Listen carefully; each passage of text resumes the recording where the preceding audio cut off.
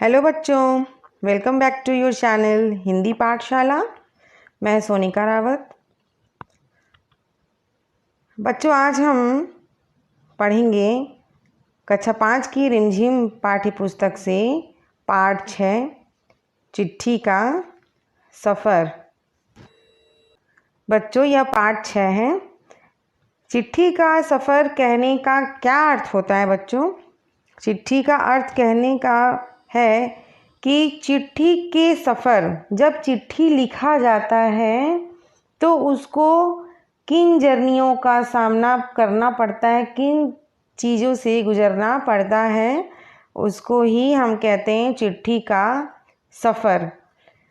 और चिट्ठी जब लिखना शुरू किया गया था तब में और अब में क्या फ़र्क है, ये कहने का तात्पर्य है। चिट्ठी का सफ़र पाठ पढ़ने से पहले बच्चों हम कुछ जानकारी देना चाहेंगे आपको कि हमारा चिट्ठी क्या है, किन किन चीज़ों का सामना करना पड़ता है, चिट्ठी कैसे लिखते हैं और चिट्ठी किन माध्यमों के द्वारा एक जगह से दूसरी जगह तक पहुंचाते हैं। तो यह वीडियो बहुत ही इंटरेस्टिंग होने वाला है बच्चों, आप वीडियो को स्किप ना करें। तो आइए बढ़ते हैं चिट्ठी के सफ़रनामे की तरफ। ठीक है। चिट्ठी का अर्थ होता है अपनी भावनाओं को कागज़ पर लिखना और उसे उस तक पहुंचाना जिसको आप अपनी बात कहना चाहते हैं, यानी कि पत्र किसको कहते हैं बच्चों? लेटर। ठीक है। हमने अभी ईला सचानी जी के बारे में हमने पढ़ा और उनको एक लेटर लिखा था पिछले चैप्टर में। ठीक है। तो उसको ही कहते हैं पत्र या लेटर। और चिट्ठी को कैसे लिखते हैं बच्चों? एक पन्ने पे लिखते हैं और अपनी भावनाओं को लिखते हैं, अपनी फीलिंग्स को लिखते हैं और एक जगह से दूसरे जगह तक उसको पहुंचा दिया जाता है। लेकिन क्या वह चिट्ठी हम खुद देने जाते हैं? अगर उस चीज़ को हम खुद दे दें तो हम मौखिक रूप से ही अपनी बातों को कह दें, अर्थात कि अपनी बातों को खुद कह दें। चिट्ठी लिखने की कोई आवश्यकता ही नहीं है, लेकिन दूरी होने के कारण चिट्ठी का सहारा लिया जाता है। ठीक है बच्चों, इनको तो आपने देखा ही होगा बच्चों। कौन है ये? Postman uncle. पोस्टमैन अंकल जो कि क्या करते हैं? यस, ये लेटर देने आते हैं हमारे घर, या ऑफिशियल लेटर हो या फिर हमारे रिलेटिव्स के लेटर हो या भी किसी भी तरीके के बैंक के लेटर हो, किसी भी तरीके का जो भी लेटर होता है, ये अंकल आते हैं और हमारे घर पर लेटर दे जाते हैं। हमारे घर के सामने छोटे छोटे लेटर बॉक्स लगे होते हैं, या अगर ना भी लगे हों तो ये हमारे घर पर लेटर पहुंचा देते हैं। लेकिन क्या बैंक इन्हें डायरेक्टली लेटर देता है कि लीजिए पोस्टमैन अंकल पहुंचाइए? होता है क्या ऐसा बच्चों? नहीं होता ना। ये होता है कैसे कि हमारा एक डाकघर होता है जिसमें कि हम अपने लेटर्स ले जाकर पोस्ट करते हैं।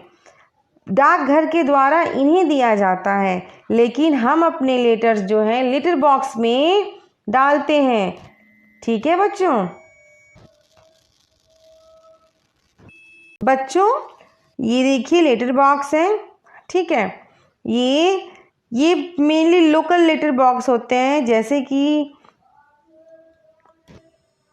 इसमें आप अपने लेटर लिखिए और इसमें से डालना होता है। ठीक है। यहाँ से होल होता है, यहाँ पे स्पेस होता है, यहाँ पे इसमें डाल दिया जाता है और उस पे टाइम लिखा हुआ होता है कि किस दिन कौन सा पोस्टमैन आएंगे, कौन से टाइम पे इसमें से आपके लेटर निकाल लेंगे। जितने भी लेटर्स होंगे उसको निकाल लेंगे।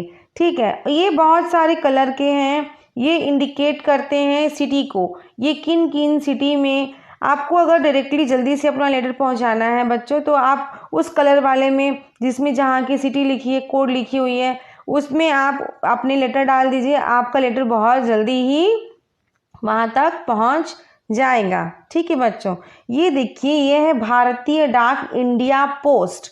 इंडिया पोस्ट कहने का मतलब कि ये हमारे भारत का डाक सेवा है। डाक सेवा का मतलब चिट्ठी पहुंचाने वाली, इंफॉर्मेशन पहुंचाने वाली सेवा है।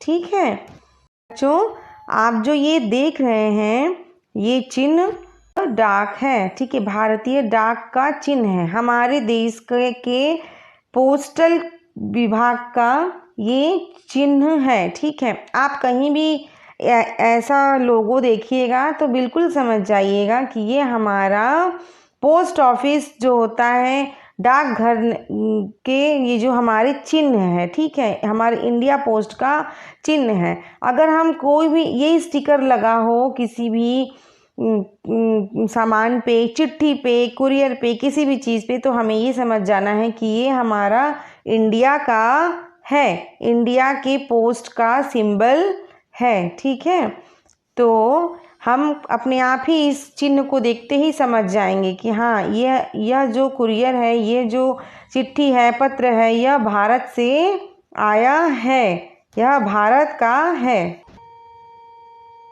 ये देखिए बच्चों, यह है डाकघर, पोस्ट ऑफिस। ठीक है बच्चों, पोस्ट ऑफिस। पोस्ट ऑफिस कहने का मतलब है कि हम लोग अपने लेटर को, या फिर हम लोग को लेटर लिखना हो तो हम लोग किस पे लिखते हैं?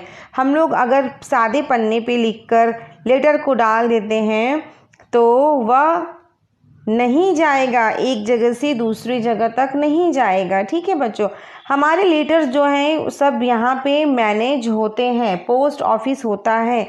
जब लेटर बॉक्स से लेटर्स निकाले जाते हैं तो यहीं पे लाए जाते हैं। और हम फर्स्ट क्वेश्चन कि हम अपने लेटर लिखते किस पे हैं? हम अपने लेटर हम इनलैंड लेटर पे लिखते हैं, पोस्ट कार्ड। ये देखिए बच्चों, यह जो है इनलैंड लेटर है और ये पोस्ट कार्ड। ठीक है, ये पोस्ट कार्ड है बच्चों। इससे क्या होता है कि ये पोस्ट ऑफिस के जरिए ये इशू किया जाता है। और ये रहा पोस्ट कार्ड।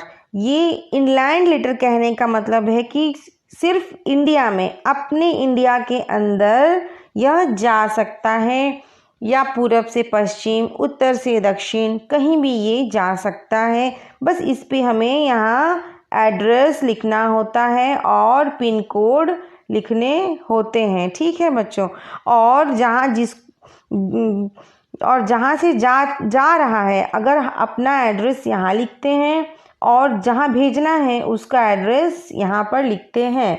ठीक है, ये अंतर्देशीय मतलब देश के अंदर, सिर्फ अंदर, बाहर नहीं जा सकता है बच्चों। ये पोस्ट ऑफिस के द्वारा, पोस्ट ऑफिस के ज़रिए ये हमें इशू किया जाता है। हम सादे लेटर पे लेटर नहीं लिख सकते, सादे पन्ने पे लेटर नहीं लिख सकते, हमें इसके अंदर ही लिखना होगा। और यहाँ पर टिकट लगाया गया है जो कि इसमें सेल्फ दिया हुआ रहता है, हमें बाहर से खरीदना नहीं होता।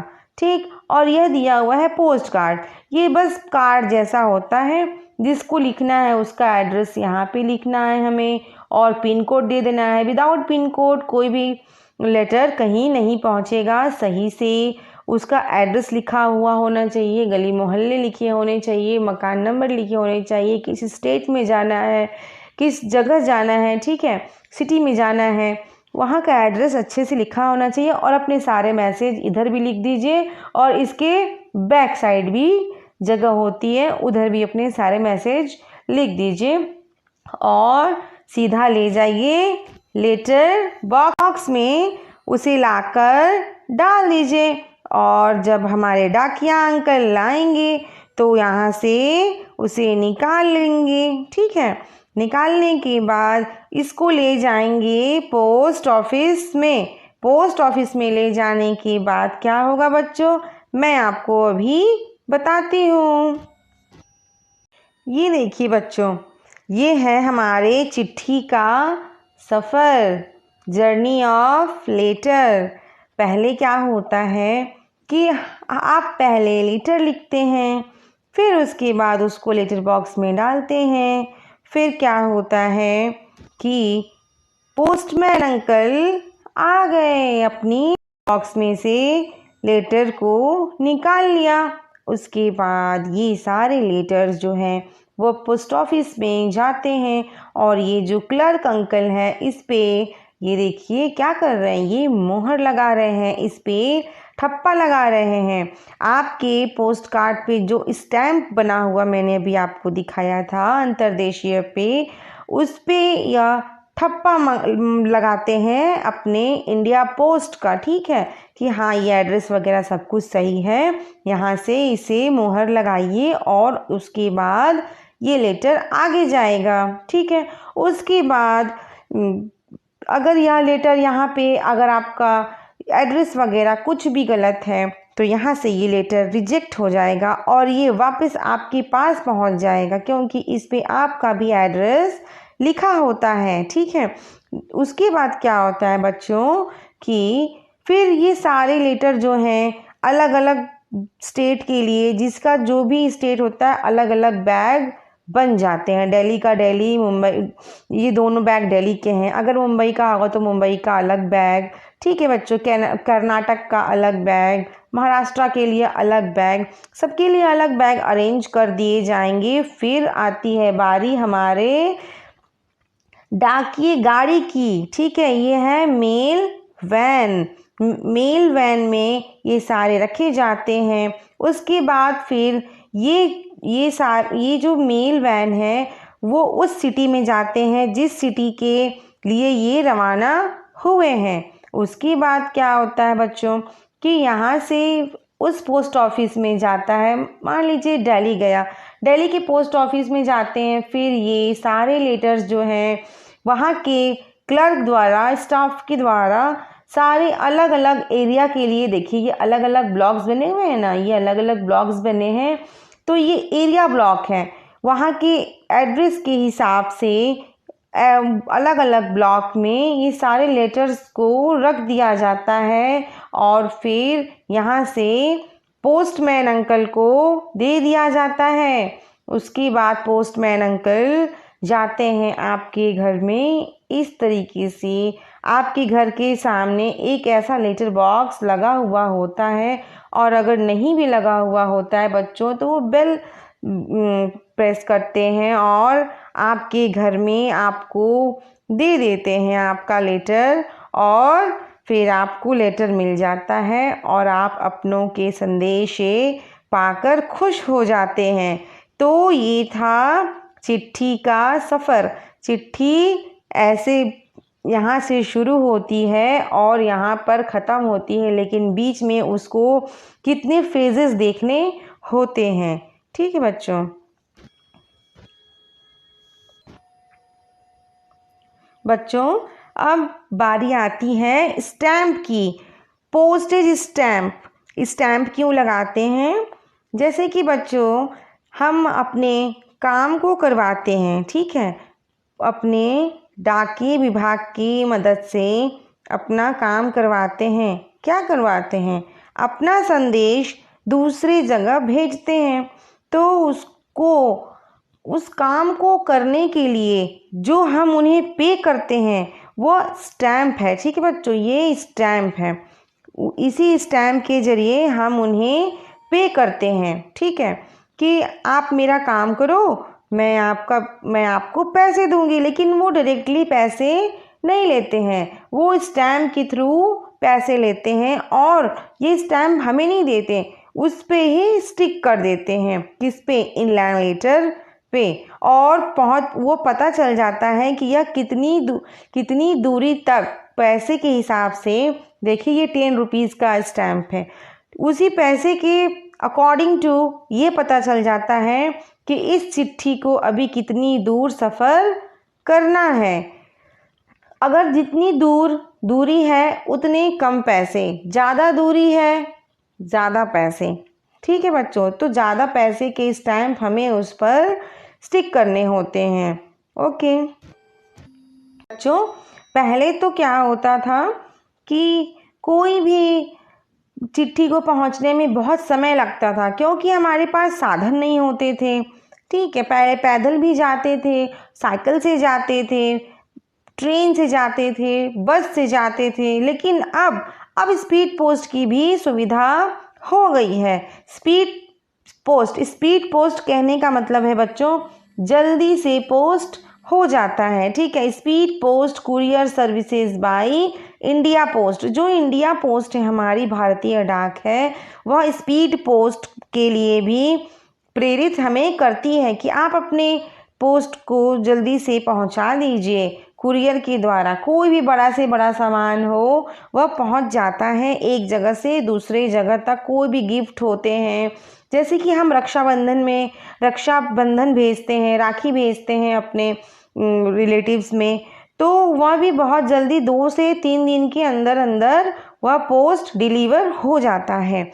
तो इंडिया पोस्ट यह सुविधा हमें देती है और उसके ज़रिए हमें बहुत ही आसानी से यह सर्विसेज मिल जाती हैं। ठीक है, और क्या होता है कि उसके बदले में हमें एक ट्रैकिंग आईडी मिलती है, जिससे कि हम देखते रहते हैं कि हाँ, हमारा पोस्ट कितनी दूरी तक पहुंचा है, और उसकी हमें थोड़े एक्स्ट्रा फ़ी भी पे करने होते हैं।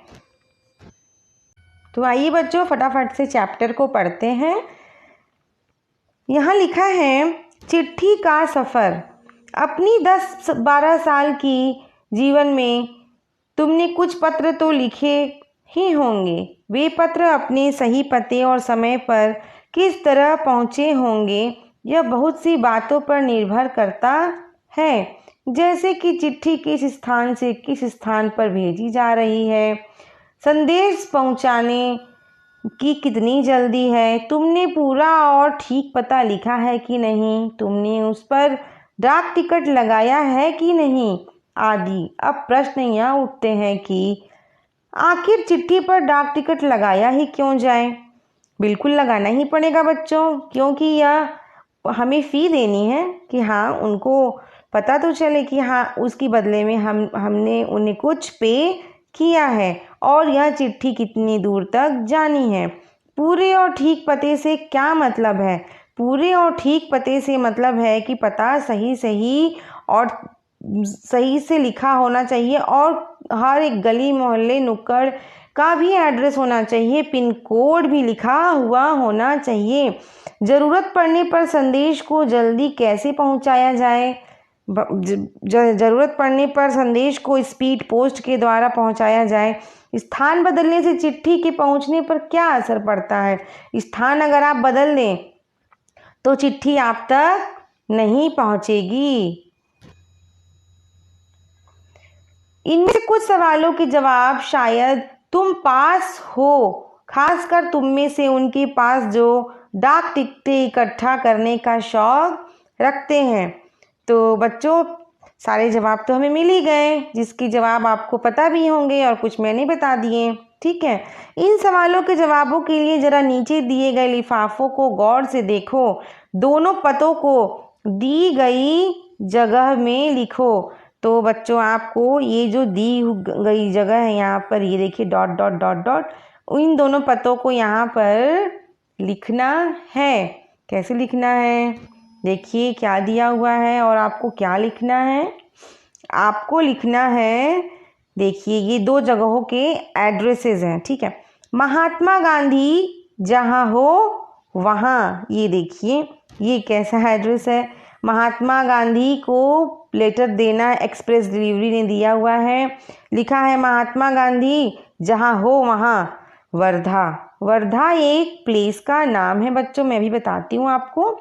और ये दूसरा एड्रेस देखिए, लिखा है श्रीमान निदेशक महोदय, राष्ट्रीय शैक्षणिक अनुसंधान एवं प्रशिक्षण परिषद, अरविंद मार्ग, श्री अरविंद मार्ग, नई दिल्ली। ठीक है बच्चों, तो ये दिया हुआ है NCERT का एड्रेस। इसको हम लोग हिंदी में कहते हैं राष्ट्रीय शैक्षणिक अनुसंधान एवं प्रशिक्षण परिषद। ठीक है, ये जो कि दिल्ली में है। ठीक है बच्चों,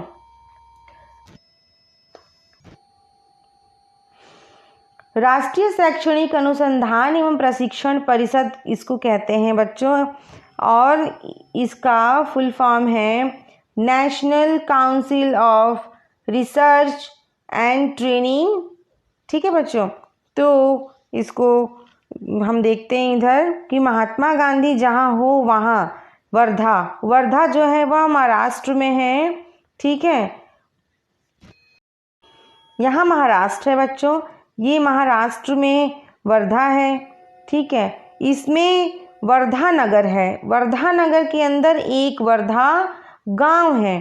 तो उस समय की क्या बात थी कि महात्मा गांधी जी जो थे वह बहुत ही फेमस पर्सन थे। ठीक है, उनकी पर्सनालिटी बहुत ही फेमस थी, तो सभी जानते थे कि हाँ महात्मा गांधी जी कहाँ होंगे, वर्धा में, जहाँ भी हो वहाँ पर ये लेटर उनको पहुँचा दिया जाए। तो पोस्टमैन वहाँ पर उनको लेटर डिलीवर कर देता है। ठीक है, लेकिन अब तो देखिए पूरा एड्रेस पिन कोड के साथ लिखा हुआ है बच्चों। अब यहाँ देखिए कि यहाँ पर दिया हुआ है एड्रेस, जो ये राष्ट्रीय शैक्षणिक अनुसंधान एवं प्रशिक्षण परिषद श्री अरविंद मार्ग नई दिल्ली, ये पूरा का पूरा यहाँ पर पिन कोड भी दिया हुआ है। यह जो है हमारे NCERT जो जहाँ से हमारी बुक पब्लिश होती है वहाँ का पूरा एड्रेस है। National council of education research and training, N for national, C for council, E for education, R for research and training. तो इस ऑफिस का यहाँ पर पूरा पिन कोड दिया गया है, लेकिन उस टाइम जब ये लेटर लिखा गया था तब यह पिन कोड यहाँ पर नहीं चलता था। उस समय नहीं दिया गया था कोई किसी भी शहर को पिन कोड, इसकी वजह से यह एड्रेस यहाँ पर लिखा गया था। लेकिन इस टाइम तक पिन कोड को डेवलप कर लिया गया था, जिससे कि पिन कोड से यह मदद मिलती है बच्चों कि हमारा लेटर कहाँ तक जाना है, किस जगह जाना है, किस शहर में, तो पोस्ट ऑफिस को लेटर छांटने में बहुत ही आसानी होती है। ठीक है, तो इसकी वजह से पिन कोड को काम में लाया गया था और पिन कोड दिए गए थे अलग अलग पोस्ट ऑफिसेस को। ठीक है, ये दोनों पते किस तरह से भिन्न हैं? तो बच्चों मैंने अभी आपको बताया कि ये कैसे भिन्न है। एक पर बस यूं ही लिखा हुआ है कि जहाँ हो वहाँ महात्मा गांधी, वर्धा, वर्धा जगह का नाम है, बस दे दिया गया। मैंने आपको भी मैप में दिखाया कि महाराष्ट्र में वर्धा नगर है, वर्धा नगर के अंदर वर्धा गांव है। तो महात्मा गांधी बहुत ही फेमस है, इसकी वजह से वो एड्रेस खुद में फेमस है, क्योंकि महात्मा गांधी जी को सभी जानते हैं और पोस्टमैन वहाँ उनको लेटर दे आएगा। ठीक है, फिर जबकि लिफाफे पर इमारत या संस्थान से लेकर शहर तक का नाम लिखा हुआ है, जो हमारे NCERT का दिया हुआ था एड्रेस बच्चों, उस पर पूरा नाम, पता, बिल्डिंग नंबर सब कुछ लिखा हुआ है। पते में सबसे छोटी भौगोलिक इकाई से शुरू करके बड़े की ओर बढ़े हैं। भौगोलिक इकाई का मतलब होता है बच्चों ज्योग्राफिकल यूनिट, जहाँ पर हम रहते हैं उस जगह की सबसे छोटी इकाई का मतलब हुआ कि हमारा मकान नंबर, फिर हमारा मोहल्ला, फिर उसके बाद आता है सिटी, फिर आते हैं हम स्टेट में। ठीक है, तो यहाँ दिया हुआ है जैसे कि छोटी से बड़ी भौगोलिक इकाई, छोटी से बड़ी भौगोलिक इकाई का मतलब यह हुआ कि घर के नंबर के बाद गली मोहल्ले का नाम, फिर गांव, कस्बे, शहर के जिस हिस्से में है उसका नाम, फिर गांव या शहर का नाम, और फिर शहर के नाम के बाद लिखे अंक को पिन कोड कहते हैं। ठीक है बच्चों, तो हर जगह का एक पिन कोड दिया गया है। यह सोचने लायक बात है कि आखिर पिन कोड की ज़रूरत क्या है। हमारे देश में अनेक ऐसे कस्बे, गांव, शहर हैं जिनके नाम एक जैसे हैं। पते के बाद पिन कोड लिखने से गंतव्य स्थान का पता लगाने में डाक छाटने वाले कर्मचारी को मदद मिलती है और पत्र जल्दी बांटे जा सकते हैं। यहाँ पर यह कहने का मतलब है कि जो हमारी पिन कोड है वह पोस्ट ऑफिस को दर्शाती है। वहाँ पिन कोड जो होता है बच्चों, पिन कोड से पता चल जाता है कि यह लेटर किस शहर को जानी है, किस घर में जानी है, ठीक है, किस शहर को जानी है ये लेटर, ठीक है। तो वह उस वहीं पर पोस्ट ऑफिस में पहुंचा दिया जाता है और उस पोस्ट ऑफिस से फिर वहाँ से सर्विसेज दी जाती है। जिसके घर जाना है लेटर को वहाँ तक उसको पहुँचा दिया जाता है। पिन कोड की शुरुआत 15 अगस्त 1972 को डाक तार विभाग ने पोस्टल नंबर योजना के नाम से की। जाहिर है कि गांधी जी को मिले इस पत्र पर उन्हें मिले किसी भी पत्र पर पिन कोड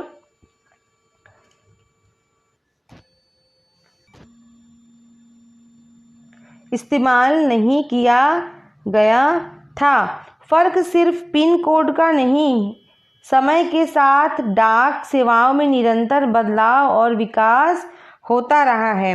फर्क पिन कोड का ही नहीं है बच्चों, सिर्फ यह नहीं कि बस एड्रेस लिख दिया और वहाँ चला गया या फिर जो भी सर्विसेज है बस वैसे ही चल रही है, नहीं। इंडिया पोस्ट ने बहुत सारे टेक्निक भी इस्तेमाल किए हैं और अपनी सेवाओं को हमेशा हमेशा प्रोग्रेस किया है, ठीक है। पहले तो क्या होता था, कबूतर भी भेज देते थे, संदेश ले जाते थे, ठीक है, हरकारों द्वारा पहुंचाए जाते थे, घुड़सवारों द्वारा पहुंचाए जाते थे।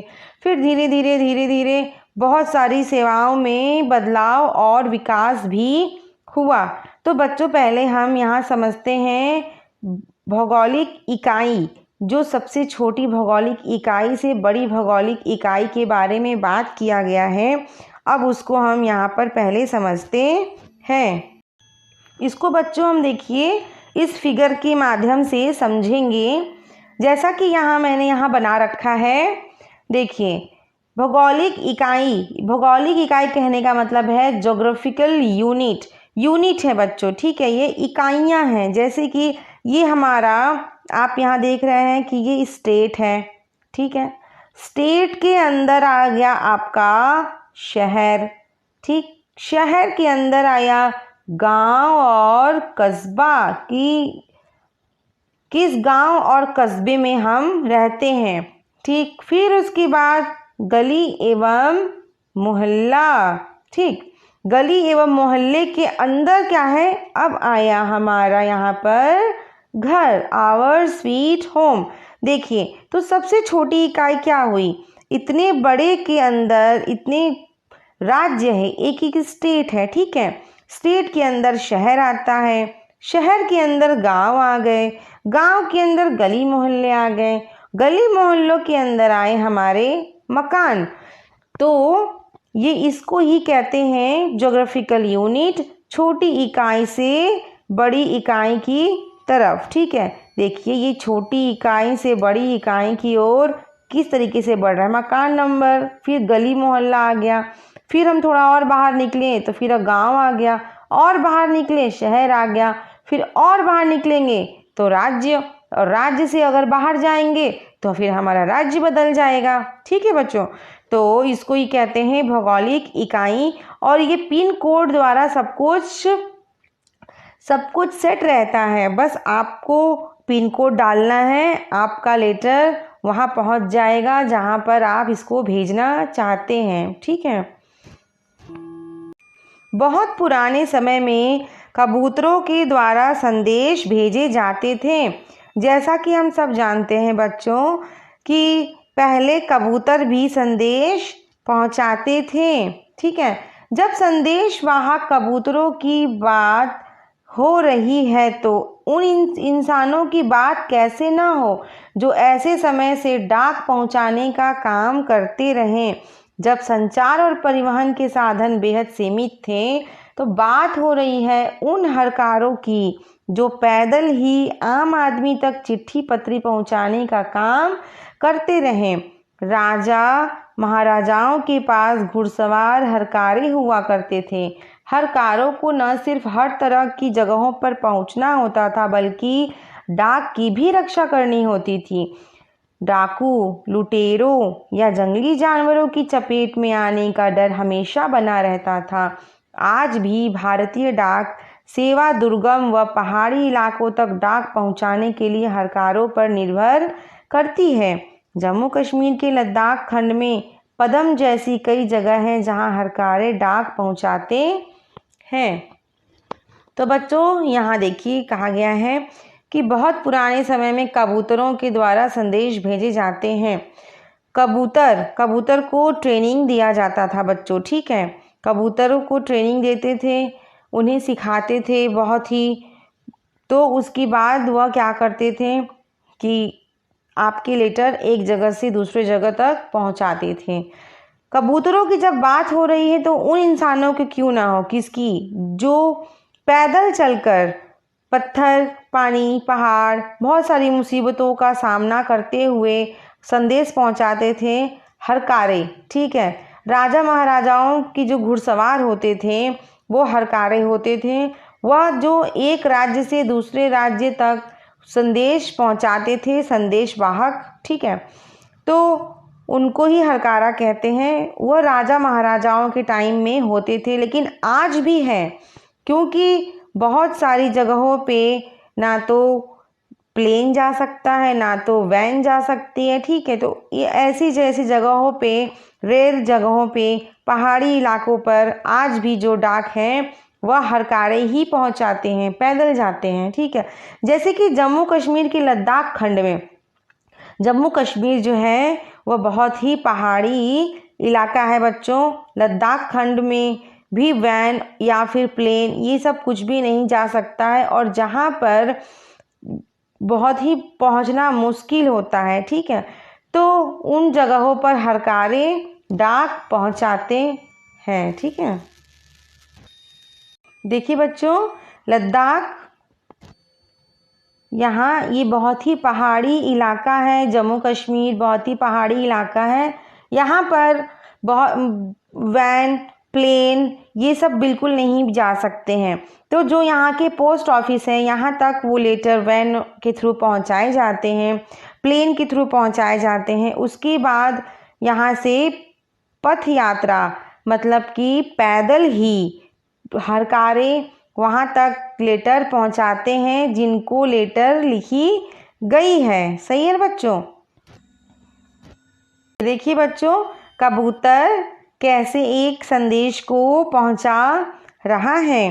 देखिए ये प्यारे प्यारे कबूतर हैं, इनकी मस्तिष्क कितने छोटे हैं लेकिन इनकी उड़ान कितनी ऊंची है, इनकी ट्रेनिंग कितनी पक्की और मजबूत है। देखिए किस तरीके से संदेश इनके पैरों में बांध दिया गया है और यह उसी जगह पे ठीक आकर लेटर पहुंचा रहे हैं, संदेश को पहुंचा रहे हैं। आजकल तो संदेश भेजने के नए नए और तेज साधन आसानी से उपलब्ध हो गए हैं। डाक बांटने में हवाई जहाज, पानी के जहाज और जाने कौन कौन से साधन इस्तेमाल किए जा रहे हैं। डाक विभाग भी पत्र, मनी ऑर्डर के साथ साथ ईमेल, बधाई कार्ड आदि लोगों तक पहुंच रहा है। कबूतरों की उड़ान से लेकर हवाई डाक सेवाओं तक का सफ़र दिलचस्प करने वाला है यह डाक, ठीक है बच्चों। तो क्या क्या होता है, हवाई जहाज से, पानी के जहाज से और ना जाने कौन कौन से साधन इस्तेमाल किए जा रहे हैं, और ना जाने कौन कौन से, मतलब इंटरनेट का भी सहारा लिया जा रहा है। मनी ऑर्डर के साथ साथ ईमेल, इंटरनेट के जरिए भी पहुंचाए जा रहे हैं संदेश। बधाई कार्ड मीन्स ग्रीटिंग कार्ड्स और भी लोगों तक पहुंचाया जा रहा है। कबूतरों की उड़ान से लेकर डाक सेवाओं तक का सफ़र दिलचस्प करने वाला है।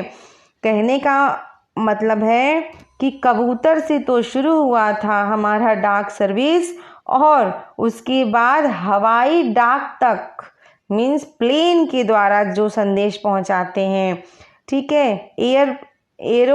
बच्चों एयरपोर्ट से, एरोप्लेन की मदद से पहुंचाते हैं डाक सेवा। वह उसका सफ़र जो है वह दिलचस्प है। कहाँ स्टार्टिंग किया था? कबूतर से, और कहाँ खत्म हुआ? प्लेन पर, है ना।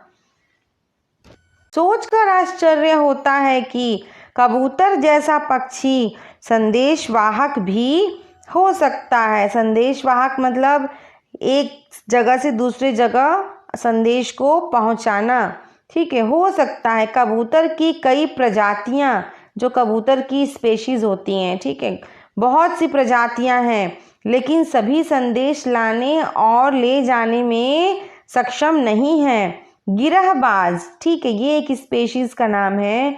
गिरहबाज या हुमर वह प्रजाति है जिसे प्रशिक्षित करके, ट्रेनिंग देकर डाक संदेश भेजने के काम में लाया जाता है। आखिर कबूतर अपना रास्ता ढूंढ कैसे लेता है? यह भी बहुत सोचने वाली बात है कि कैसे ढूंढ लेता है कबूतर अपना रास्ता।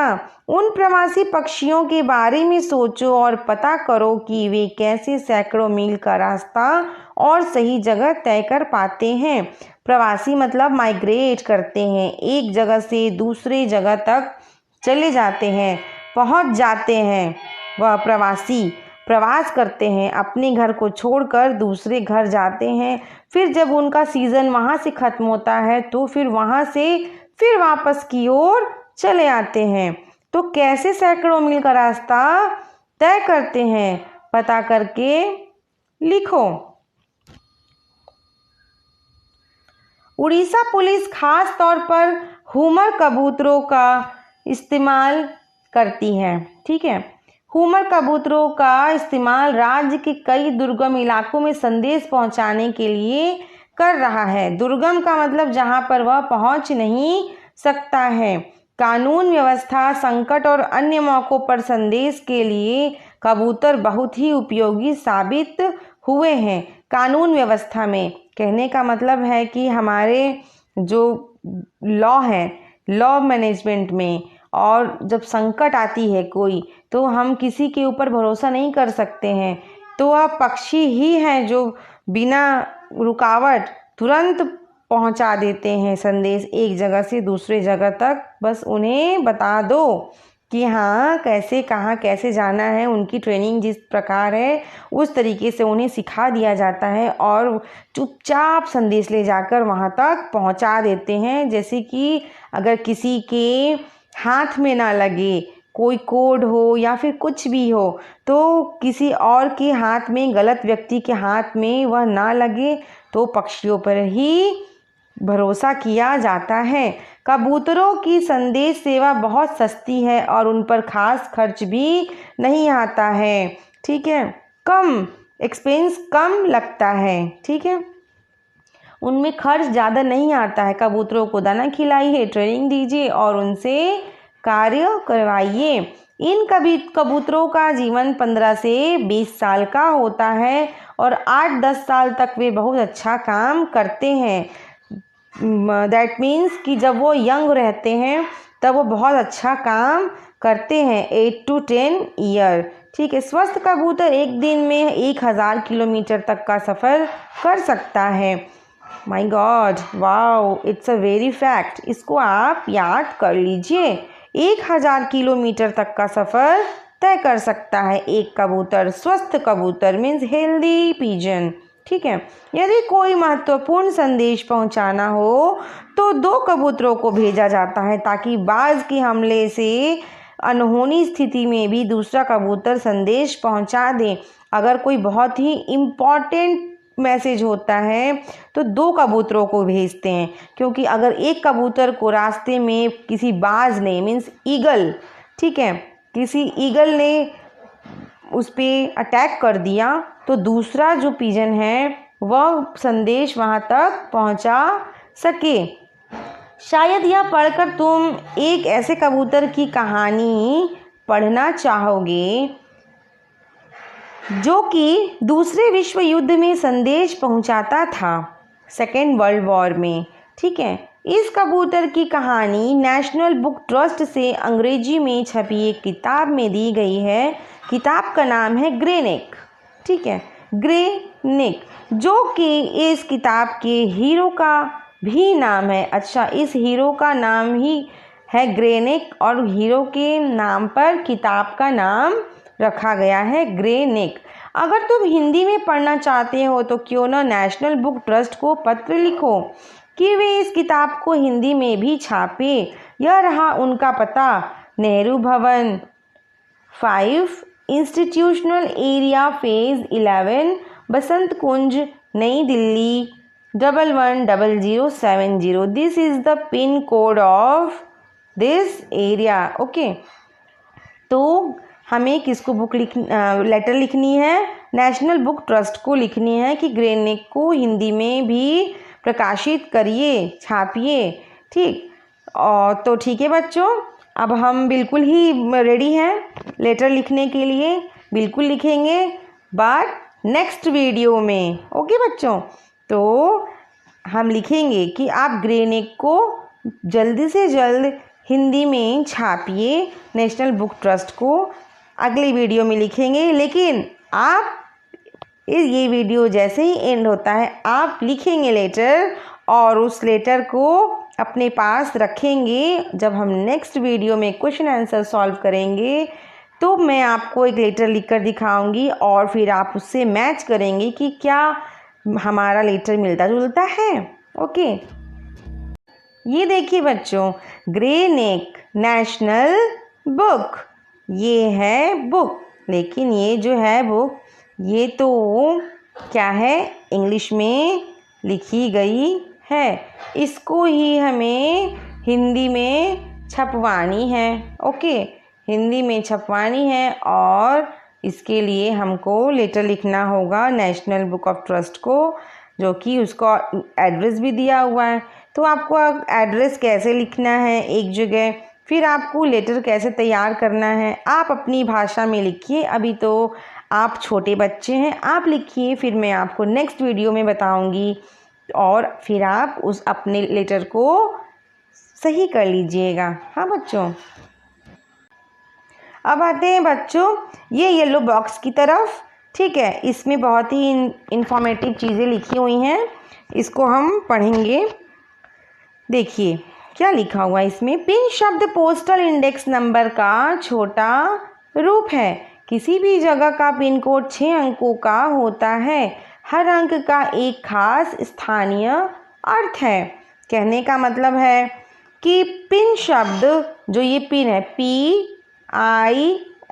ठीक है, इसका फुल फॉर्म है पोस्टल इंडेक्स नंबर, उसका छोटा रूप है पिन। किसी भी जगह का पिन कोड 6 अंकों का होता है। ठीक है बच्चों, आप ये जानकारी अपने माइंड में रखिए। पिन कोड 6 अंकों का होता है। हर अंक का एक खास स्थानीय अर्थ है। हर अंक का मतलब होता है कि कोई खास जगह। उदाहरण के लिए NCERT को भेजे गए लिफाफे पर लिखा अंक है 110016। ठीक है, इसमें पहले स्थान पर दिया गया अंक यह बताता है कि यह पिन कोड दिल्ली, हरियाणा, हिमाचल प्रदेश, पंजाब या जम्मू कश्मीर का है। ठीक है, पहला जो है फर्स्ट नंबर, जो ये फर्स्ट नंबर दिया हुआ है पहला 1, वह उसको ये बताता है कि यह दिल्ली, हरियाणा, हिमाचल प्रदेश, पंजाब या जम्मू कश्मीर का है। अगले 2 अंक यानी 10, जो अंक है 10, अगला 2 अंक जो दिया हुआ है 10, वह बताता है कि यह दिल्ली के उप क्षेत्र का कोड है।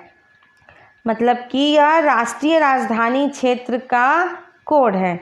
अगले 3 अंक यानी 016, जो 3 लास्ट बचे हैं 016, दिल्ली उप क्षेत्र के ऐसे डाकघर का कोड है जहां से डाक बांटी जाती है। मीन्स ये किसी पोस्ट ऑफिस का नंबर है। इससे पता चल जाएगा कि ये लेटर जो है किस पोस्ट ऑफिस में ले जाकर देनी है। फिर वहाँ जो गली मोहल्ले का नंबर, मकान नंबर लिखा होगा वहाँ तक पहुँच जाएगा। अब तुम्हारा स्कूल जहाँ पर है उस इलाके का पिन कोड पता करो। तो बच्चों आपको ये स्वयं करना है, पता करिए। अपने घर के इलाके का पिन कोड नंबर भी पता करिए।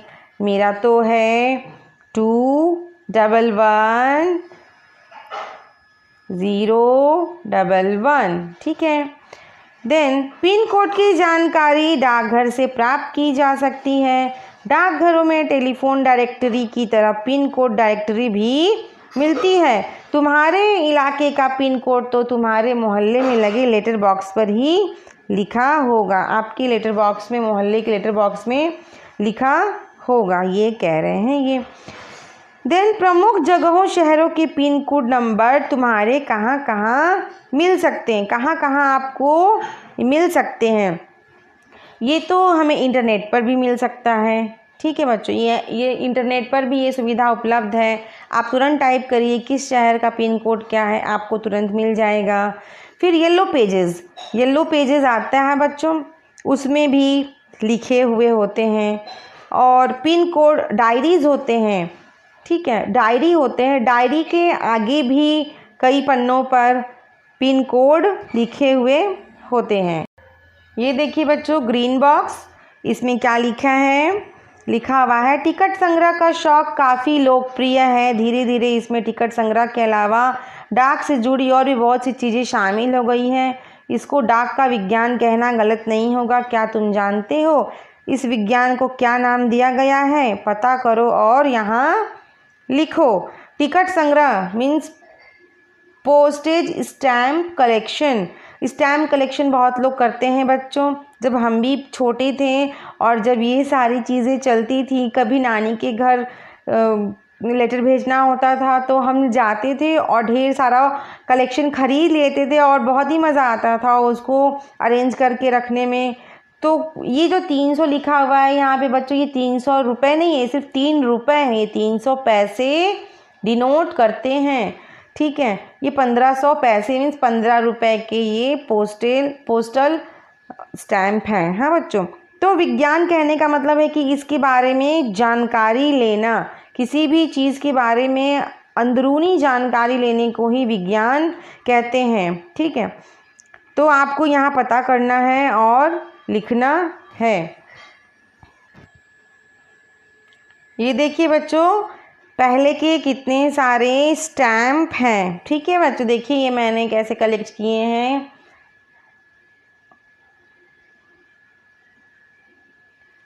आपको भी इसी प्रकार अपने घर में दादाजी दादी जी से इसके बारे में बात करनी है और अगर उनके पास कोई भी स्टैम्प पड़ा हो तो उसको देखना है, उसके बारे में जानना है, ठीक है बच्चों। तो आज का हमारा पाठ ख़त्म होता है यहीं पर। आपको जो भी डाउट हो उसको कमेंट में लिखें, हमारे चैनल को सब्सक्राइब करें। थैंक यू बच्चों, thanks for watching my channel. मिलते हैं अगले वीडियो में इसी चैप्टर के क्वेश्चन आंसर के साथ। Bye bye.